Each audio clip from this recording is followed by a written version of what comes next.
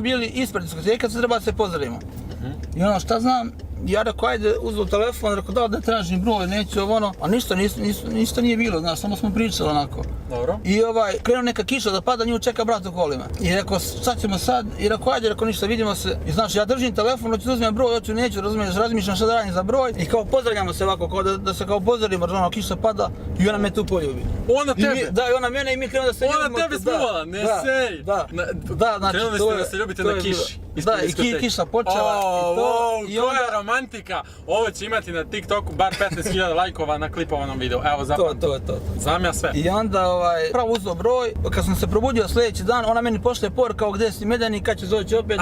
I od tada je krenulo to, ona je mene prva zvala Medeni, uvek ovako u porukama se napiše kao kad će doći, tako ovo ono. I poslije sam ja nju zvao Medena i onda sam i tad i u imenik upisao u Medena. I onda od tada smo non stop, znači ovako privatno, svi su znali da ja nju zovem Medena.